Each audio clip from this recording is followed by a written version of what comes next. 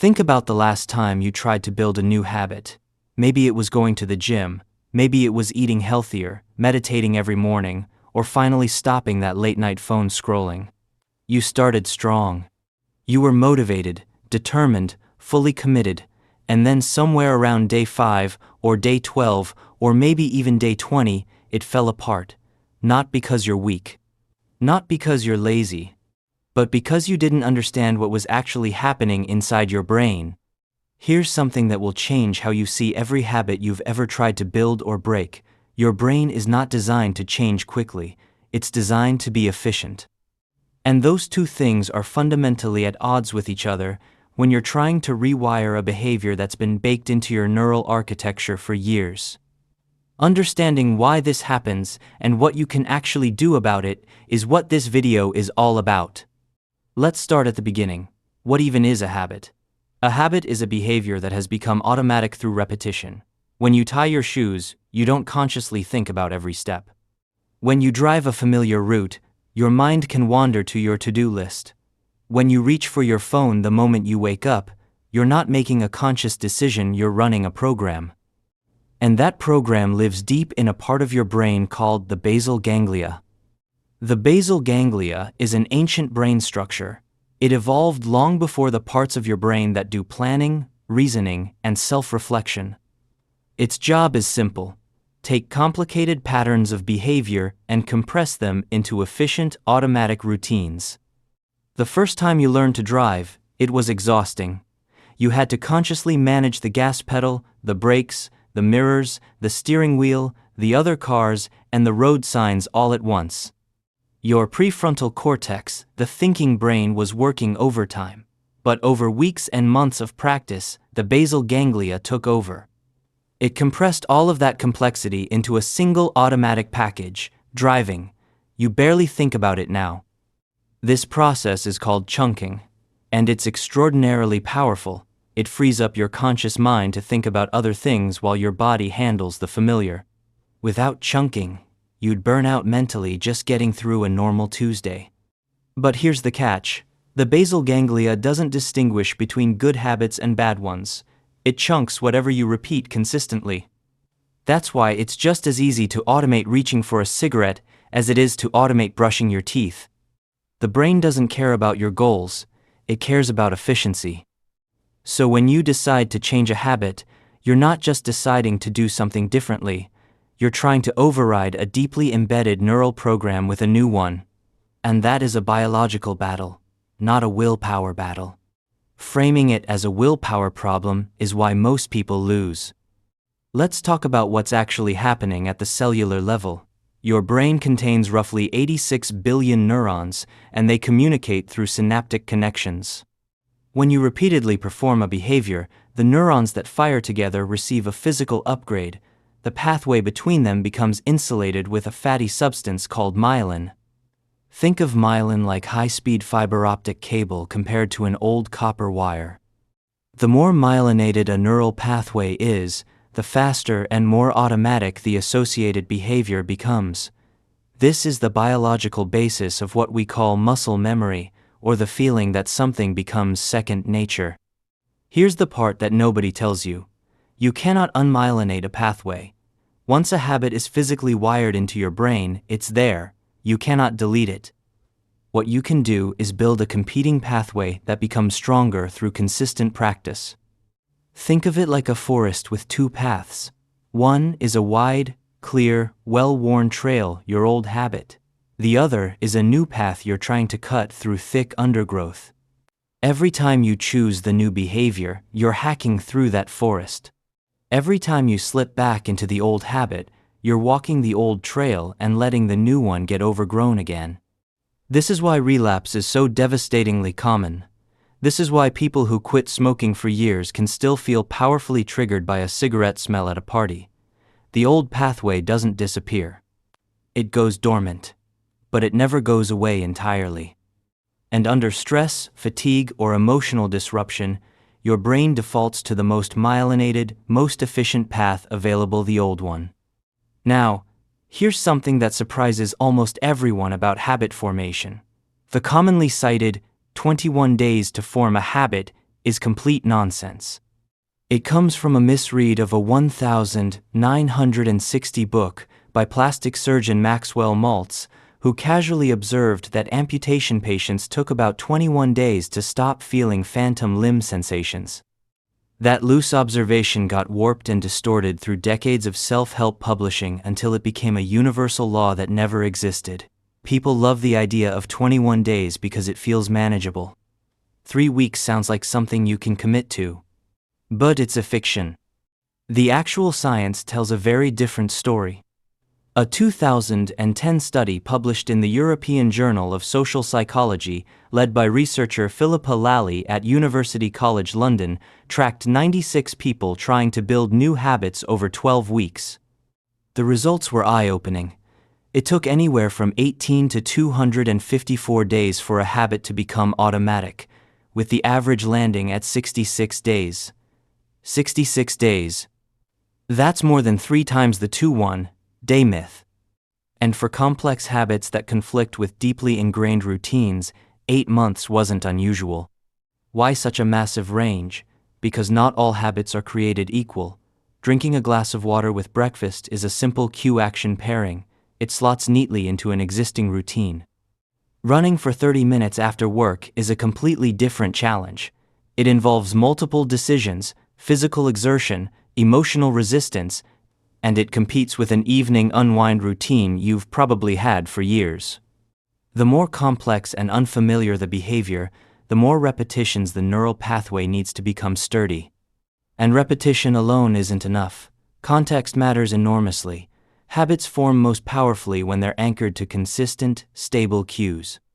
A cue is anything that reliably triggers the behavior.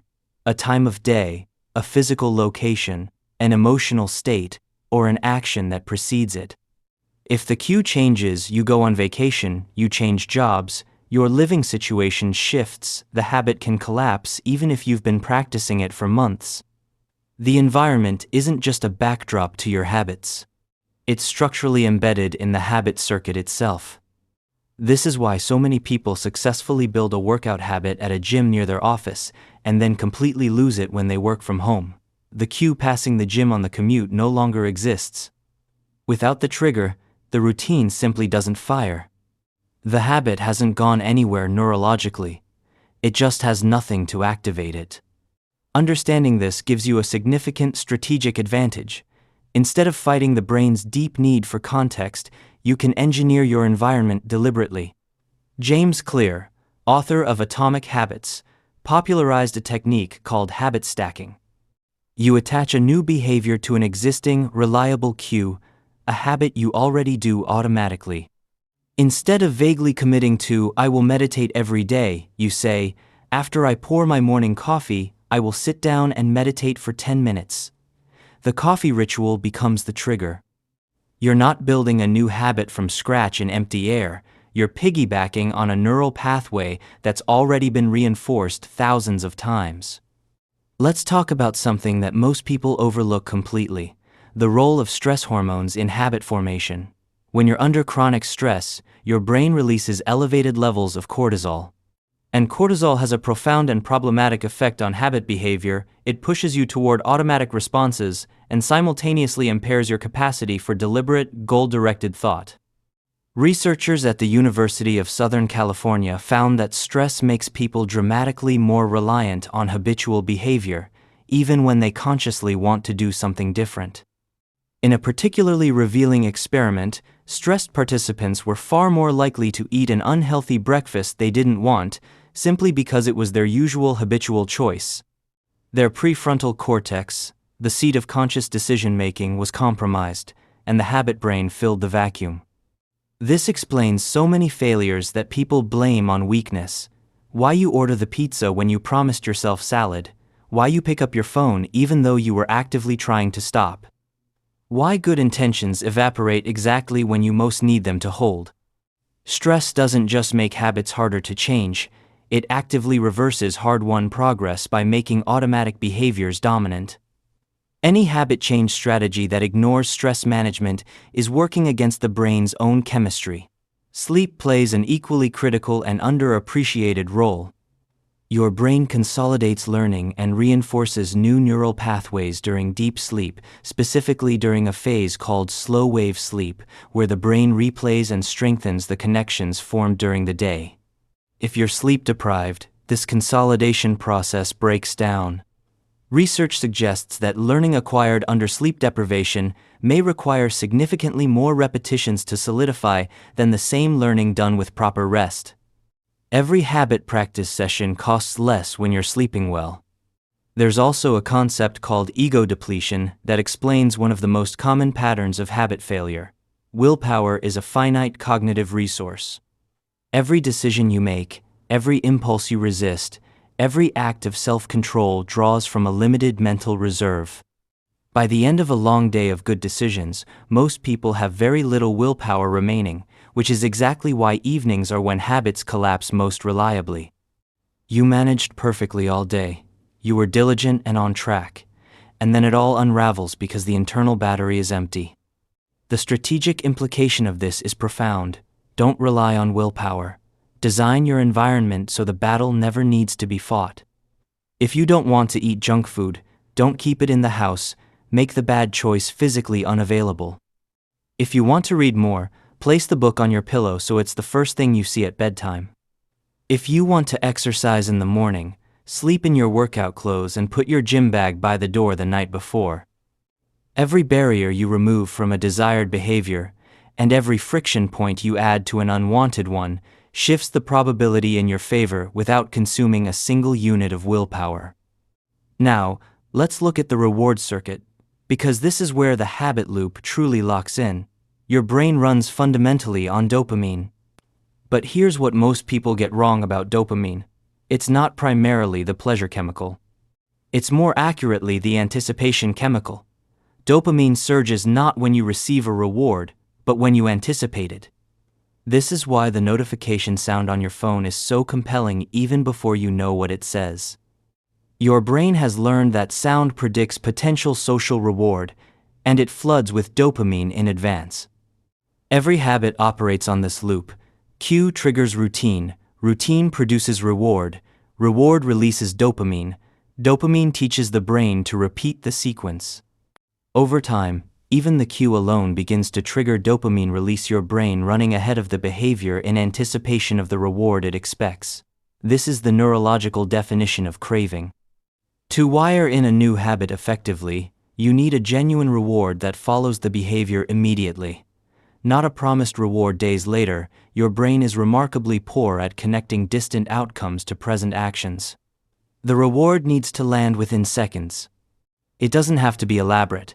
The satisfaction of physically marking a box on a habit tracker generates real dopamine. A small, specific treat works. Even just a moment of genuine self-acknowledgement triggers a measurable response. One of the most elegantly effective techniques is what researchers call temptation, pairing a habit you want to build with something you already genuinely enjoy. Only listen to your favorite podcast while running. Only watch a specific show while cleaning. Only drink your favorite coffee while reviewing your goals. You're borrowing the dopamine signal from an established reward and lending it to the new behavior. Over consistent repetition, the new behavior begins to generate its own anticipatory dopamine response, independent of the borrowed reward. Let's be honest about failure, because this is where most people destroy their own progress with a single mistake in thinking. They treat a missed day as evidence of failure, as proof that the habit isn't working, and maybe they're just not the kind of person who can do this. That thinking is catastrophically wrong. The Lally study I mentioned earlier found something important. Missing a single day had no statistically significant impact on long-term habit formation. People who occasionally missed a day formed habits just as reliably as people who never did. What mattered was the response to the miss. What mattered was getting back on track immediately rather than letting the miss become a story. The most dangerous thinking pattern in habit change is all-or-nothing framing. You miss Monday. Monday is a failure. You tell yourself you'll restart fresh next Monday. Why ruin a clean new week by starting in the middle? But next Monday, the same thing happens, and now you've gone from one missed day to 3 weeks completely off track. The rule that protects you from this spiral is simple: never miss twice. Miss once, it's human, it happens, it has no meaningful impact. But never, ever let a single miss become permission for a second miss. There's one final idea I want to leave you with, and it might be the most transformative shift in this entire video. Most people approach habit change by asking, how do I force myself to do this behavior? But the psychologists who study lasting behavioral change say the more powerful question is entirely different. How do I change the story I tell about who I am? People who build habits that last for decades don't think of themselves as someone fighting to maintain a behavior against their nature. They've internalized the habit as part of their identity. There's a profound difference between "I'm trying to exercise more" and "I'm someone who exercises." The first framing positions you as a person in a struggle against your own default state. The second positions the habit as an expression of who you already are. Every time you perform the habit, you cast a vote for that identity, and votes accumulate. 1 workout is a vote, 2 workouts is a pattern, 100 workouts is evidence. At some point, the identity becomes self-reinforcing because people act consistently with who they believe themselves to be. So, the final piece isn't neurological at all. It's the story you choose. Decide who you are. Build habits consistent with that person. Cast votes for that identity every single day, even imperfect ones, because habits aren't just things you do. Over time, given enough patience and enough repetition, they become the architecture of who you are. Your brain is plastic. It can change at any age. New pathways can be built, myelinated, and automated. It takes longer than the myths promise. It demands more than good intentions, and it requires that you understand the actual biological game being played. But now you understand it, and that changes what's possible for you.